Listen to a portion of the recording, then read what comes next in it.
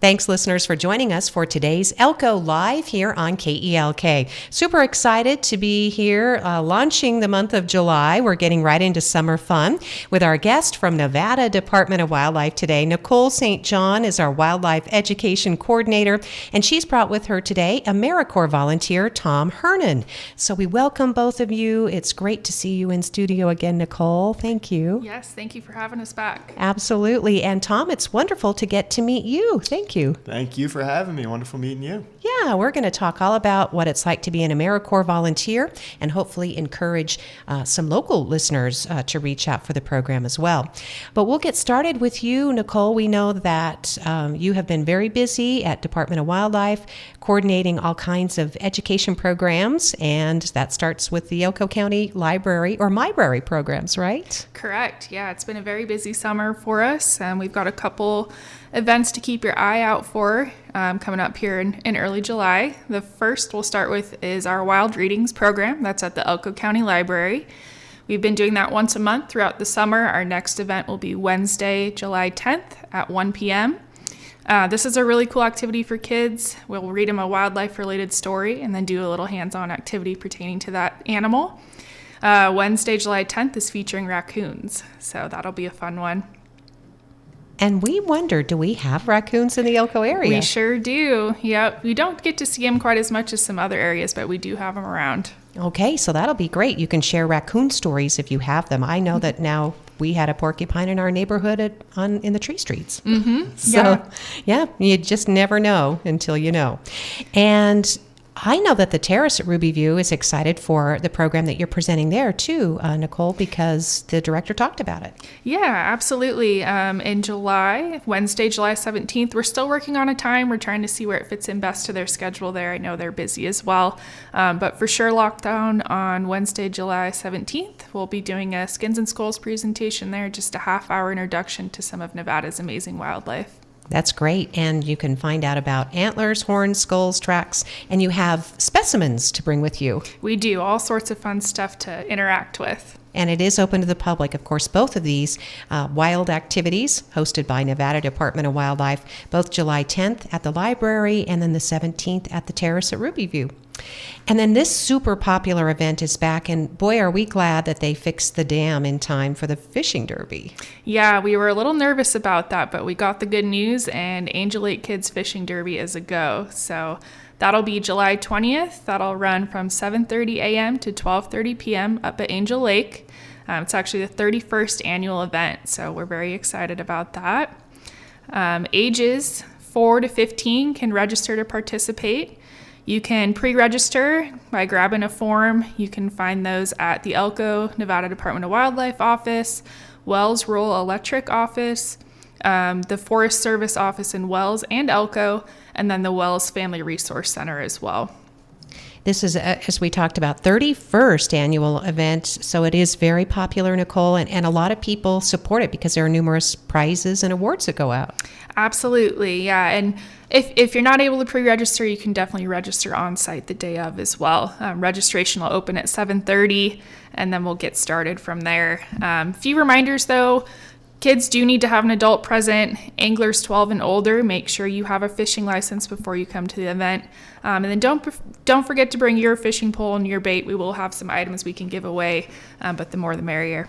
All right, so make sure you can share that and bring your enthusiasm. And if you've never been fishing before, this is also a really cool introduction. Absolutely. And if you have any questions regarding sign up or anything about the event, you can reach out to Nicole Hamlin at 775-777-2388.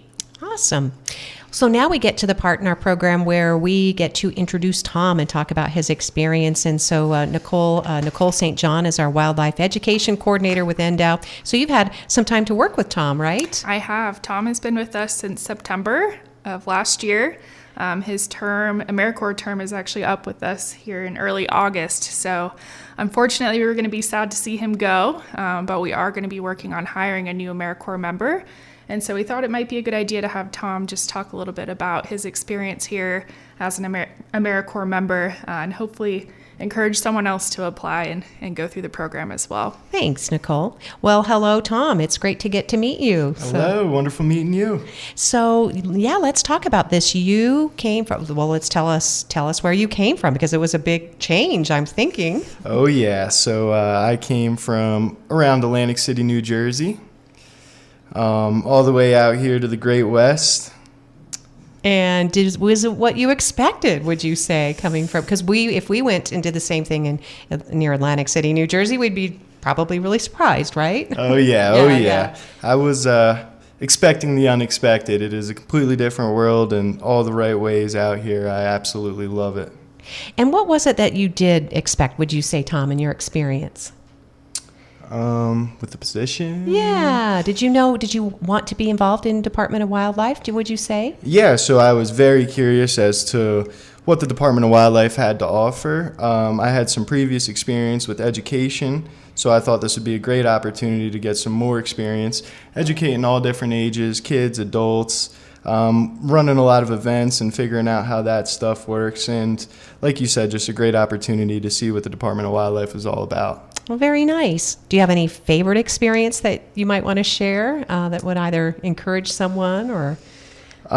So one of the best experiences I have is the ability to try all the different divisions and see what everyone does in the Department of Wildlife and get a good taste for everything they have to offer. You know, looking on the outside in, you can see what they're doing, but you're not exactly sure what the day-to-day looks like. So I think it was a great opportunity to see everything there was to offer. And so, Tom, we know that Americorps also, it's kind of an exchange program in that you may have had some specific goals or education goals, right? So when I don't know if it's called enlisted, but when you signed up as a volunteer, yeah, did you end up getting something in return, would you say? Oh, yeah, definitely. Just the experience. Teaching's not an easy thing, especially when you don't necessarily have a teaching degree, so just getting out there in front of kids and adults and things like that. A wonderful, wonderful experience. Did you get a stipend at all, or? Yes, you do get a stipend. And more importantly, you get a education award at the end of your term, which really helps out. You can put that towards government student loans and for future schooling if you want as well. Very nice. And so what would you tell someone if they're looking at this kind of a position, Tom, especially you came across the country? Yeah, I would tell them to definitely take advantage of it. It's a really wonderful opportunity. Like I said, you can dip your toes into a bunch of different fields, help people out, see what they do, and figure out what you really like and, more importantly, what you don't like to do, which I think is a very important thing. And it's an amazing feeling seeing these kids out in public or at other events, and they remember everything you taught them, and they want to tell you all the cool wildlife that they've seen recently and things like that.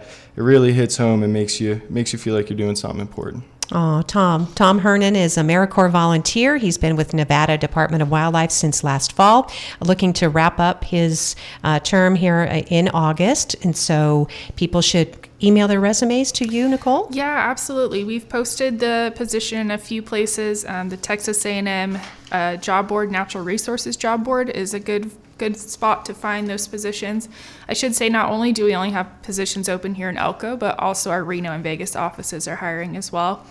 You can also find how to apply on our NDOW social media as well. Oh, great. And so I guess question for you, Tom, do you think you're going to stay out west? What kind of things would you like to do now? Oh, I definitely plan on staying out west. So I've signed up as a 3-month seasonal with fisheries after my term is finished. So I'll be here guaranteed for 3 more months, and then we'll see. I'd love to stick around with the department, but we'll see what the future holds. That's fantastic, Tom. We're so happy that we could make you feel comfortable and that you were able to fulfill some of your career goals, and that obviously you've made some new friends, which is super cool. Thank you very much. It means a lot. Oh, awesome. Yeah, we're happy to know someone really cool from Jersey, right? You say Jersey, right? Yeah. All right. Yeah. Very cool. Thanks, Tom. Thank you. So we'll switch back over to Nicole, and we're going to talk about snakes. Yes, we have been seeing an increase in snake calls. Couple things to point out. Yes, they are out. It is summer. It is hot. It is their favorite time to be out. We have one species of venomous snake in the area. It's a Great Basin rattlesnake. There's another non-venomous species that also likes to mimic this rattlesnake species and can often be confused for the same snake. That non-venomous species is actually just a Great Basin gopher snake. They might try to mimic or copy a rattlesnake. Sometimes they'll flatten their head, inflate their body. They'll even hiss and try to imitate a rattle.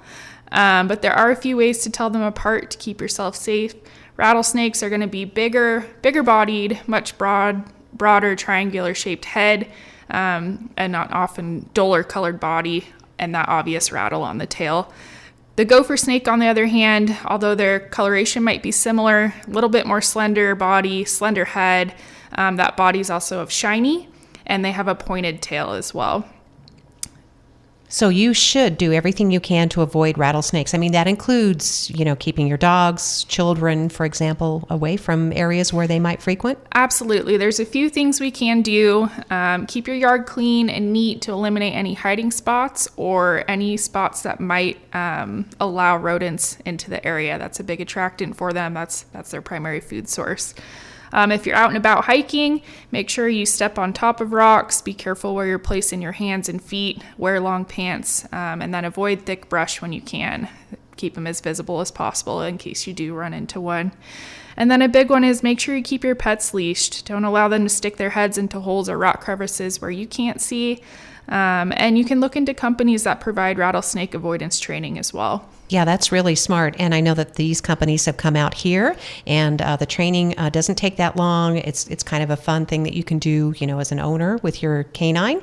And if you want more information about that, I guess they can call you, Nicole? Absolutely. If you do have any incidents with rattlesnakes or have any questions, please feel free to reach out to the office. You can reach us at 775-777-2300. All right. Thank you, Nicole.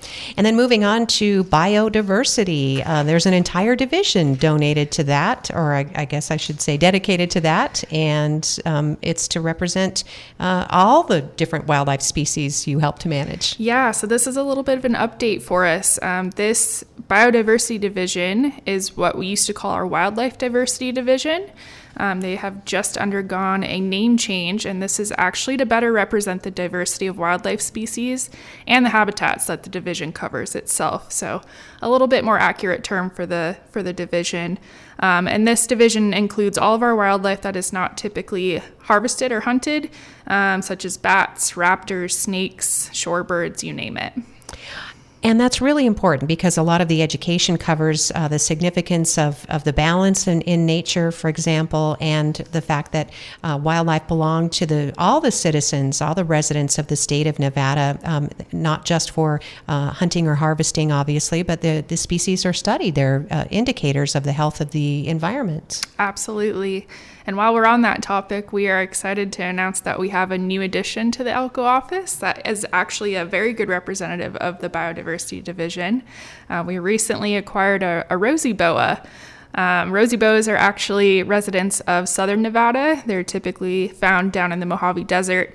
However, the snake that we now have at the office is there because it was confiscated. It was being illegally possessed, and in Nevada you cannot possess this species without a permit. So we have a new member at the office. Swing by to see her. She is actually unnamed right now. We're having a little naming contest to see if we can get her a name that fits her. Oh, that's wonderful. And would you mind just telling folks where your office, because I know with summer vacation underway, it might be a fun little side trip to take your kids to see her. Absolutely. We are located at 60 Youth Center Road. It's down by the NYTC building. All right. And if you're headed out to DMV,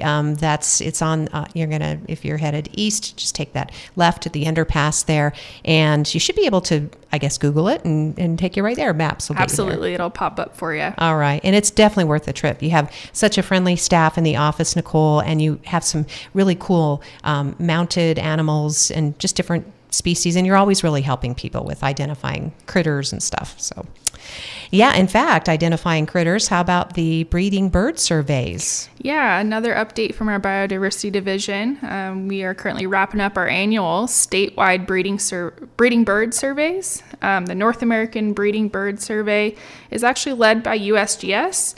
and it helps us monitor the status of North American bird populations. It's pretty cool. It actually started in the 1960s, and there are actually over 4,000 different routes across North America to be able to get this monitoring done. Data for these surveys is used in a number of publications, and if you're interested, you can actually see those results by checking out the USGS Breeding Bird Survey website. We have some significant birding that goes on out here in the Great Basin. Amazing, I guess the predator species birds, the raptors. Yeah, lots of raptors out there. We surprisingly get quite a few shorebirds here in Nevada too, which is a pretty neat treat. Yeah, pelicans, right? We do. Yeah, a great stomping ground for pelicans as they're flying by. So really cool. And our biologists are very enthusiastic about sharing this information. So thanks, Nicole, for reminding us that you can get involved. And then big game tags have been issued, and some people pretty happy and excited. Other people are just going to be helping at the camp, right? Yeah, so we're kind of cruising towards that time of year. Results are out, and people should be starting to get their tags. If they haven't already, they are likely on their way. Couple reminders out there though. Be careful. There are a lot of roads that have washed out and access might be difficult. Just something to keep in mind before you head out in the field. As always, please keep your vehicles on existing roads and trails, especially with all the recent moisture we've had with the past 2 winters. Damage to soil and vegetation can have a much larger impact. So make sure you're responsible out there. As well as respecting private property. That's something we ask always. Use your maps, use Onyx, be confident in where you're going, and make sure you do obtain that permission if you are going to be accessing private property. And there are some specifics, I guess, to be aware of too, because we know that there are a couple of moose tags, I guess, that went out, right? People are going to be scoping those out. There are 2 moose tags out there, and while we're on the topic of moose, I know that's an exciting one for us to talk about. Our moose numbers are still increasing in northeastern Nevada, and with that, something to be aware of, female moose are actually fairly dangerous to be around, especially if they do have calves. So if you are out in the field recreating and you do happen to see a female with calves, make sure to keep your distance. They are very protective mothers, and they're not afraid to tell you you are way too close. With that, if you do observe a cow moose and her calf, let alone any moose out there in the field, we are still happily accepting observations. Make sure you keep your space, but you can submit those observations at NDOW.org/blog/helpustrackmoose, Nevada's populations. And I know it's not on the list, Nicole, but these sightings are important. For example, in Elko County, we were asked to investigate the possibility of a couple of wolves along the border. Turned out they were coyotes, but it was important to have that sighting so it could be investigated. Absolutely. Yeah, our biologists love to hear about what's going on out there in the field, especially when our sportsmen and women are out there. So yeah, any observations are appreciated. All right. And then we also want to remind of volunteer opportunities. I know when Julie was on last, she loves reminding about these campouts that are done. They're family friendly. Often you need volunteers for any number of projects.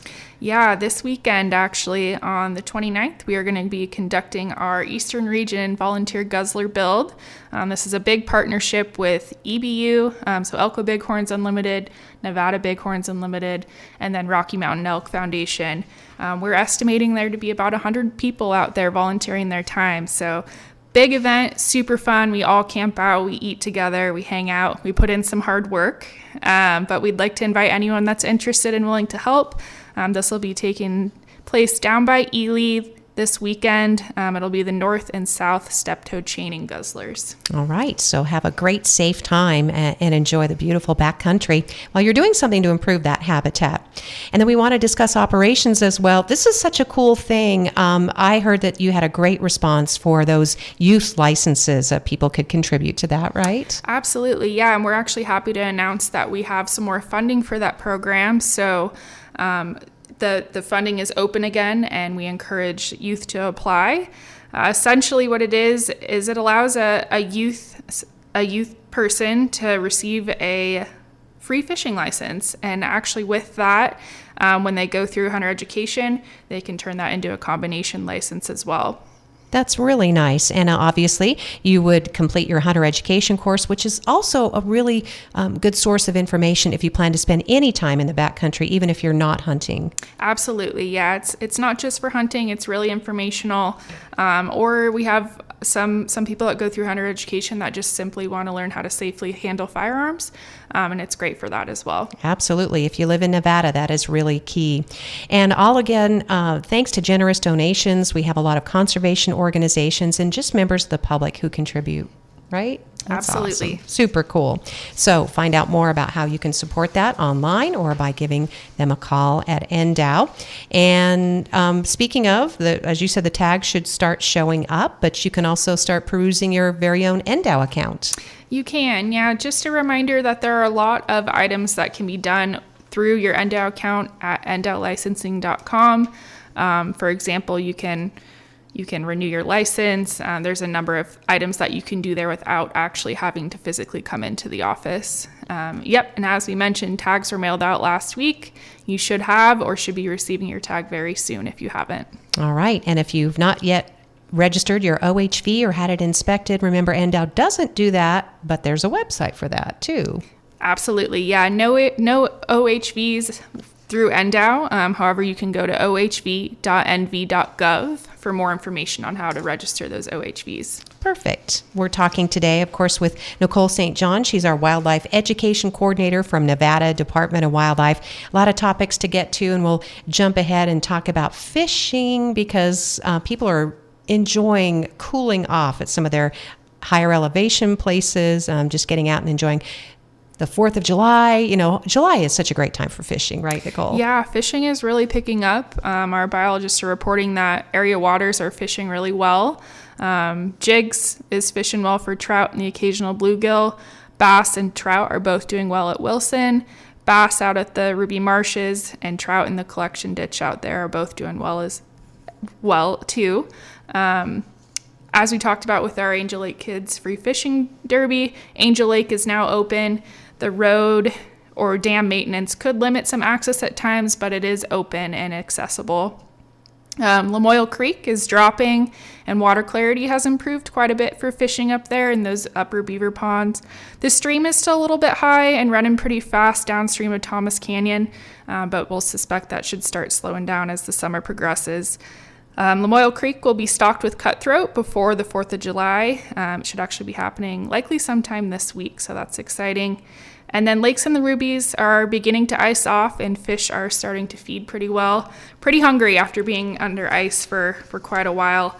But some of those higher elevation lakes, Lamoille and Liberty, still might be a little while till we can fish those guys. So as always, just use care. Make sure you tell someone where you're going, when you plan to get back. You know, pack enough stuff in to take care of yourself, and then pack out what you might pack in, right? You don't want to leave trash anywhere. So, yeah. And then speaking of, you know, habitat and landscape, I think a lot of us are thinking about fire season now, and you are in constant contact with our local fire managers. Absolutely. Yeah. From our habitat division, obviously our wildlife habitat is very important to us. And just a reminder that fire season is here. With the past 2 winters, fuel loading across Nevada is extremely high. We've got a lot of leftover residual material out there. So a lot of fires, unfortunately, do start along roadways, and then they're typically from preventable situations. So when you're out there in the field, make sure your chains aren't dragging, remove any brush that might have gotten stuck under the undercarriage of your vehicle. Make sure to maintain your vehicles, ensure their tires and brakes are in good condition. And then a couple things you can do to make sure you have materials out there in case you do need them. Carry a shovel, fire extinguisher with your vehicle, and maybe even some water, extra water out there as well. All right. And just as important, too, if you do spot a fire, make sure you report it. Right, Nicole? Yeah, there's actually a number you can call. It's actually a very good number to put into your cell phone. This is to report any fires you might see out there on the landscape. The number for our interagency fire dispatch is 775-738-4000. Thank you so much, Nicole. And we can squeeze in one last topic, I think, too. And it is also important to help keep people safe. And that would be just some messages from local law enforcement. Obviously, we have wardens that are out there in the field as well as on the water to help keep people's recreation safe for everybody. Yeah, with the temperatures warming up, we're going to see an uptick in boaters out there on the water enjoying the warm temperatures. Just a reminder to make sure you're wearing your life jackets. Paddle boards and kayaks need to have PFDs. Unfortunately, we do tend to see fatalities every year that could have been prevented if PFDs were used. So definitely required if you're 12 and under. All right, so moms, dads, caregivers, make sure every single person has a life jacket, is what we call them, or PFD, personal flotation device. And if you're 12 and under, it has to be on. Otherwise, it can be within reach, immediate reach. Yes, okay. Yeah, there are some laws out there that you still have to have them on the boat with you. All right, and people like to kick back and enjoy and maybe have an adult beverage when they're out there boating, but just like when you're operating a vehicle, the rules apply. Rules do apply. Make sure you're not drinking and operating your boat. Those two just don't mix very well. Absolutely. Things like the heat of the day and the vibration of the boat and just the coldness of the water if you were to fall in or there were a mishap. So keep all that in mind so that you can be sober and be responsible. And then the thing about pool toys, too, we should probably explain, Nicole, that there's a big difference between a PFD and a pool toy. Yeah, as most of us probably know, we've seen what our favorite pool toys are made out of, not necessarily the sturdiest materials, and they tend to pop pretty easy. So although they might be fun, not ideal to use out on the lake. And if you do use them out on the lake, those PFDs are still required. For those kiddos especially, you want to keep them safe. Yeah, do keep your kids close and even your pets, even teenagers. All of us can use an extra eye. It's always good to have a buddy system anytime you're recreating either in the outdoors or especially near water.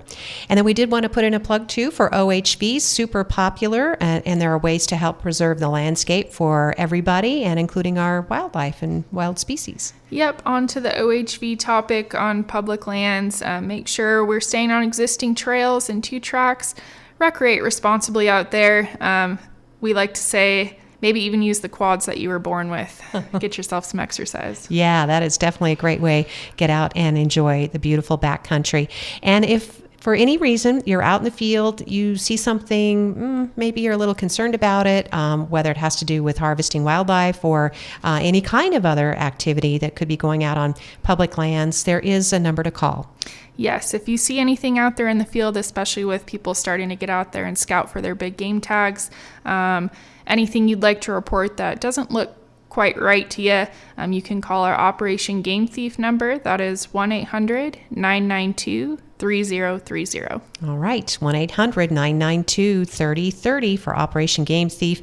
You can get as much information as you can. You should never approach, though, yourself, because especially if it's something suspicious, you just don't want to get tangled up in that. Let the investigators do that work, right? Absolutely, yeah, and it is anonymous as well, so don't be afraid that it'll be used against you or anything like that. Okay, Nicole, good advice, certainly. So all of this information, the things that we've talked about today, you guys have an amazing array of YouTube videos, lots of online education, for example, and we can certainly send people there. I see parents with kids in the grocery store. You can hand them the phone with a Department of Wildlife YouTube video. That's kind of cool. Yeah, there's lots of good information out there. Our website has plenty of stuff to look at, including if you want to do a little bit more research on specific species. We've got species profiles up there. I mean, we've got everything from where you want to go fish, boating safety, you name it. There's lots to look at. All right, Nicole. We're going to close with you just, again, reminding people of the opportunity to be just like Tom and become an Americorps volunteer.